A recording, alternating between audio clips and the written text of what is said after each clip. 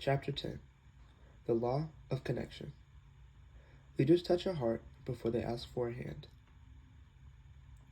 There are incidents in the lives and careers of leaders that become defining moments for their leadership.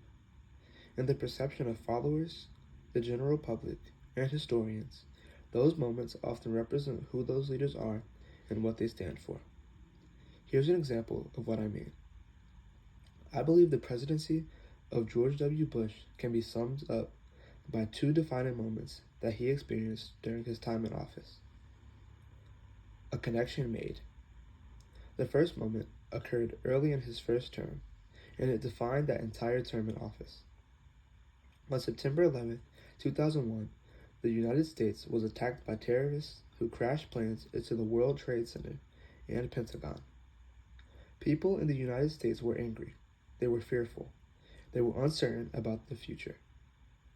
And they were in mourning for the thousands of people who lost their lives to the terrorists. Just 4 days after the collapse of the World Trade Center towers, Bush went to Ground Zero. He spent time there with the firefighters, police officers, and rescue workers. He shook hands. He listened. He took in the devastation. He thanked the people working there and told them, "The nation sends its love and compassion to everybody who's here." Reports said that the spirits of the tired searchers lifted when the president arrived and started shaking hands. Cameras captured Bush standing in the wreckage with his arms around firefighter Bob Beckwith. When some members of the crowd shouted that they couldn't hear him, Bush called back, "I can hear you. The rest of the world hears you. And the people who knocked these buildings down will hear all of us soon." The people cheered. They felt validated. They felt understood. Bush had connected with them in a way no one had seen him do prior to that moment. Nobody's home. The second incident came during Bush's second 4 years in office, and it defined that second term. It occurred on August 31st, 2005, just 2 days after the landfall of Hurricane Katrina. After the levees in New Orleans broke and water flooded into the city, instead of visiting the city like he did in New York after 9/11, Bush flew over New Orleans in Air Force One, peering through one of the jet's small windows to see the damage. To the people of the Gulf Coast, it was a picture of indifference. As the tragedy unfolded, no one in authority at any level of government connected with the people of New Orleans. Not the president, not the governor, not the mayor. By the time Mayor Ray Nagin ordered the city's evacuation, it was too late for many poor residents to leave. He sent people to the Superdome, advising them to eat before they went because the local government had made no provisions for them. Meanwhile, he held press conferences and complained that he wasn't getting any help, and the people most affected by the problems felt abandoned, forgotten, and betrayed. After the worst of the tragedy was over, no matter what President Bush said or how much help he provided, he was unable to regain the people's confidence and trust. It's true that when Democratic Mayor Nagin was reelected less than a year after the disaster, he thanked Bush for delivering for the citizens of New Orleans. And Donna Brazile, another Democrat, has since described Bush as very much engaged in the rebuilding process and praised him for prompting Congress to dedicate money to rebuilding the levees. But by then, Bush could not undo the image of indifference he had created. He had failed to connect with the people. He had broke the law of connection. The heart comes first. When it comes to working with people, the heart comes before the head. That's true whether you are communicating to a stadium full of people, leading a team meeting, or trying to relate to your spouse. Think about how you react to people. If you listen to a speaker or teacher, do you want to hear a bunch of dry statistics or a load of facts? Or would you rather the speaker engaged you on a human level, maybe with a story or joke. If you've been on any kind of winning team in business, sports, or service, you know that the leader didn't simply give instructions and then send you on your way. No, he or she connected with you on an emotional level. For leaders to be effective, they need to connect with people. Why? Because you first have to touch people's hearts before you ask them for a hand. That is the law of connection. All great leaders and communicators recognize this truth and act on it almost instinctively. You can't move people to action unless you first move them with emotion. An outstanding orator and African American leader of the 19th century was Frederick Douglass. It's said that he had a remarkable ability to connect with people and move their hearts when he spoke. Historian LaRon Bennett said of Douglass, he could make people laugh at a slave owner preaching the duties of Christian obedience, could make them see the humiliation of a black maiden ravished by a brutal slave owner, could make them hear the sobs of a mother separated from her child. Through him, people could cry, curse, and feel. Through him, they could live slavery. The Great Connector. Good leaders work at connecting with others all the time, whether they are communicating to an entire organization or working with a single individual. The stronger the relationship you form with followers, the greater the connection you forge, and the more likely those followers will be to want to help you. I used to tell my staff, people don't care how much you know until they know how much you care. They would groan because they heard me say it so much, but they recognized that it was true nonetheless. You develop credibility with people when you connect with them and show that you genuinely care and want to help them. And as a result, they usually respond in kind and want to help you. An excellent example of a leader who was able to connect with both audiences and individuals was President Ronald Reagan. His ability to develop rapport with an audience is reflected in the nickname he received as president, the Great Communicator. But he also had the ability to touch the hearts of the individuals close to him. He really could have been called the Great Connector. Former Reagan speechwriter Peggy Noonan said that when Reagan used to return to the White House from long trips and the staff heard his helicopter landing on the lawn, everyone would stop working, and staff member Donna Elliott would say, "Daddy's home." They couldn't wait to see him. Some employees dread it when their boss shows up. Reagan's people felt encouraged because he connected with them. Connect with people one at a time. One key to connecting with others is recognizing that even in a group, you have to relate to people as individuals. General Norman Schwarzkopf remarked, I have seen competent leaders who stood in front of a platoon and all they saw was a platoon. But great leaders stand in front of a platoon and see it as 44 individuals, each of whom has aspirations, each of whom wants to live, each of whom wants to do good. I've had the opportunity to speak to some wonderful audiences during the course of my career. The largest have been in stadiums with more than 60,000 people in attendance. Some of my colleagues, who also speak for a living, have asked me, how in the world do you speak to that many people? The secret is simple. I don't try to talk to the thousands. I focus on talking to one person. That's the only way to connect with people. It's the same way when writing a book. I don't think of the millions of people who have read my books. I think of you. I believe that if I can connect with you as an individual, then what I have to offer might be able to help you. If I'm not connecting, you'll stop reading and go do something else. How do you connect? Whether you're speaking in front of a large audience or chatting in the hallway with an individual, the guidelines are the same. Number 1. Connect with yourself. You must know who you are and have confidence in yourself if you desire to connect with others.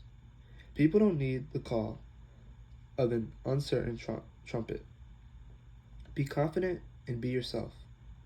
If you don't believe in who you are and where you want to lead, work on that before doing anything else.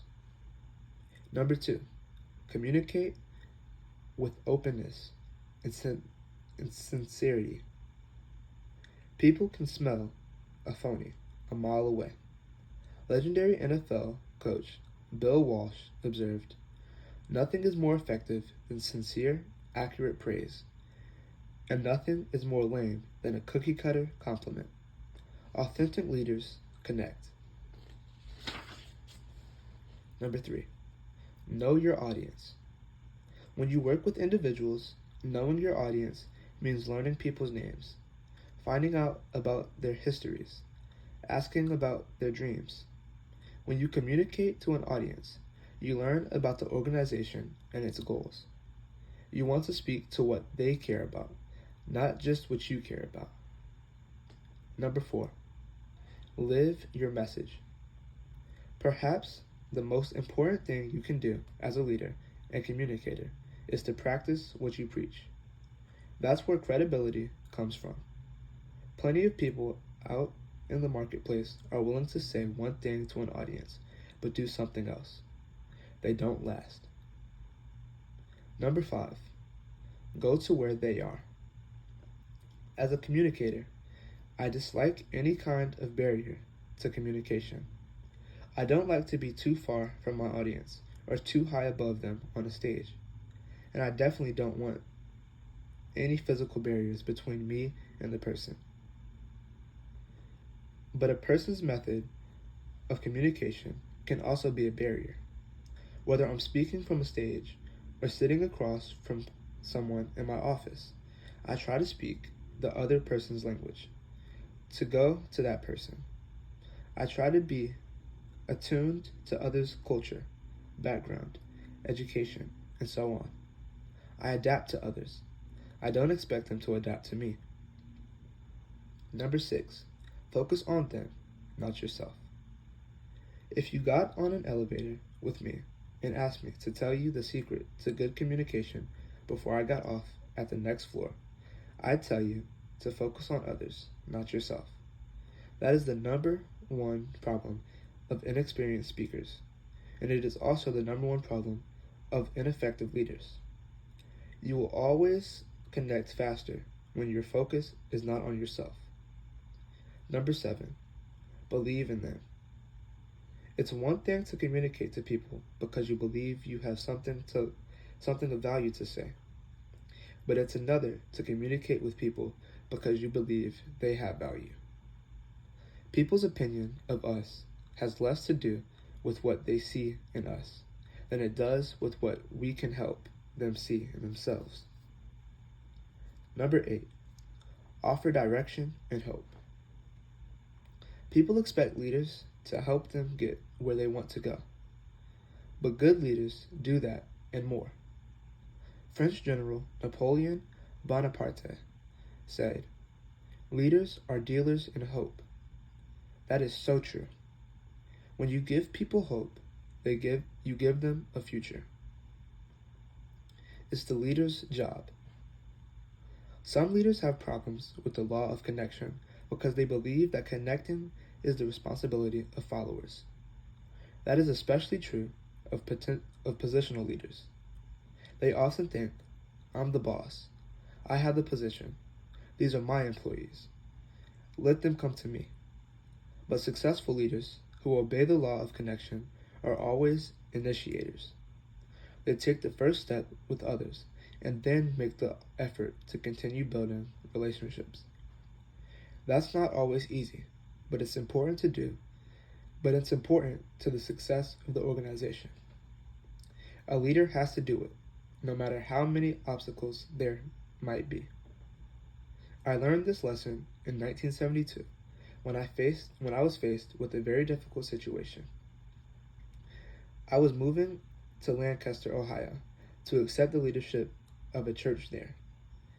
It was going to be a big step up in my responsibility for me, and a responsibility for me. Before I accepted the position, I learned that the church had just gone through a big battle related to a building project. Heading up one of the factions was the number one influencer in the church, a man named Jim. I also heard that Jim had a reputation for being negative and something of a maverick. He liked to use his influence to move the people in directions that didn't always help the organization. Because the previous leader of the church had faced opposition from Jim more than a few times, I knew that I needed to win him over. Otherwise, I would always have conflict with him. If you want someone on your side, don't try to convince him. Connect with him. That's what I was determined to do. So the first thing I did when I got to my new position was to make an appointment to meet Jim in my office. I admit I was not looking forward to meeting Jim. He was a big man, 6 feet 4 inches tall, and about 250 pounds. He was very intimidating. Further, he was 65 years old, and I was only 25. The meeting had the potential to go ugly. "Jim," I said as he sat in my office, "I know you're the influencer in this church, and I want you to know that I've decided I'm going to do everything in my power to build a good relationship with you. I'd like to meet with you every Tuesday for lunch at the Holiday Inn to talk through issues. While I'm the leader here, I will never take any decision to the people without first discussing it with you. I really want to work with you. But I also want you to know that I've heard you're a very negative person," I continued, "and that you like to fight battles. If you decide to work with me, I guess we'll just have to be on opposite sides. And because you have so much influence, I know you'll win most of the time, at least in the beginning. But I'm going to develop relationships with people and draw new people to this church. This church will grow, and someday I'll have greater influence than you. But I don't want to battle you," I confided. "You're 65 years old right now. Let's say you've got another 10 to 15 years of good health and productivity ahead of you. If you want, you can make these years your very best and make your life count. We can do a lot of great things together at this church," I summed up, "but the decision is yours." When I finished, Jim didn't say a word. He got up from his seat, walked into the hallway, and stopped to take a drink at the water fountain. I followed him out and waited. I didn't know whether he was going to dress me down, declare war, or tell me to take a hike. After a long time, Jim stood up straight and turned around. When he did, I could see that tears were rolling down his cheeks. And then he gave me a great big bear hug and said, "You can count on me to be on your side." And Jim did that. And Jim did get on my side. As it turned out, he did live about another 10 years, and because he was willing to help me, a young kid with a vision, we accomplished many positive things together. But it never would have happened if I hadn't had the courage to try to make a connection with him that first day in my office. The tougher the challenge, the greater the connection. Never underestimate the power of making connections and building relationships with people before asking them to follow you. If you've ever studied the lives of notable military commanders, you have probably noticed that the best ones practice the law of connection. I read that during World War I in France, General Douglas MacArthur told a battalion commander before a daring charge, "Major, when the signal comes to go over the top, I want you to go first, before your men. If you do, they'll follow." Then MacArthur removed the Distinguished Service Cross from his uniform and pinned it on the major. He had, in effect, awarded him for heroism before asking him to exhibit it. And of course, the major led his men, they followed him over the top, and they achieved their objective. Not all military examples of the law of connection are quite so dramatic, but they are still effective. For example, it's said that Napoleon made it a practice to know every one of his officers by name, and to remember where they lived, and which battles they had fought with him. Robert E. Lee was known to visit the men at their campsites the night before any major battle. Often, he met the next day's challenges without having slept. More recently, I read about how Norman Schwarzkopf connected with his troops during the First Persian Gulf War. On Christmas in 1990, he spent the day in the mess halls among the men and women who were so far away from their families. In his autobiography, he says, "I shook hands with everyone in the line. They went behind the serving counter to greet the cooks and helpers, and worked my way through the mess hall, hitting every table, wishing everyone Merry Christmas. Then I went into the second and third dining facilities and did the same thing. I came back to the first mess tent and repeated the exercise, because by this time there was an entirely new set of faces. Then I sat down with some of the troops and had my dinner. In the course of 4 hours, I must have shaken 4,000 hands." Schwarzkopf was a general. He didn't have to do that, but he did. He used one of the most effective methods for connecting with others, something I call walking slowly through the crowd. It may sound corny, but it's really true. People don't care how much you know until you know how much you care. Until they know how much you care. As a leader, find times to make yourself available to people. Learn their names. Tell them how much you appreciate them. Find out how they're doing. And most important, listen. Leaders who relate to their people and really connect with them are leaders that people will follow to the ends of the earth. The result of connection. When a leader truly has done the work to connect with his people, you can see it in the way the organization functions. Employees exhibit loyalty and a strong work ethic. The vision of the leader becomes the aspiration of the people. The impact is incredible. One of the companies I admire is Southwest Airlines. The company has been successful and profitable, while other airlines have filed for bankruptcy and folded. The person responsible for the initial success of the organization and the creation of its culture is Herb Keller, the company's founder and current executive chairman of the board. I love what Southwest employees did on Boss's Day in 1994 because it shows the kind of connection Keller made with his people. They took out a full-page ad in USA Today and addressed the following message to Keller. "Thanks, Herb, for remembering every one of our names, for supporting the Ronald McDonald House, for helping load baggage on Thanksgiving, for giving everyone a kiss, and we mean everyone, for listening, for running the only profitable major airline, for singing at our holiday party, for singing only once a year, for letting us wear shorts and sneakers to work, for golfing at the Love Classic with only one club, for out-talking Sam Donaldson, for riding your Harley-Davidson into Southwest headquarters, for being a friend, not just a boss. Happy Boss's Day from each one of your 16,000 employees." A display of affection like that occurs only when a leader has worked hard to connect with his people. Don't ever underestimate the importance of building relational bridges between yourself and the people you lead. There's an old saying, to lead yourself, use your head. To lead others, use your heart. That's the nature of the law of connection.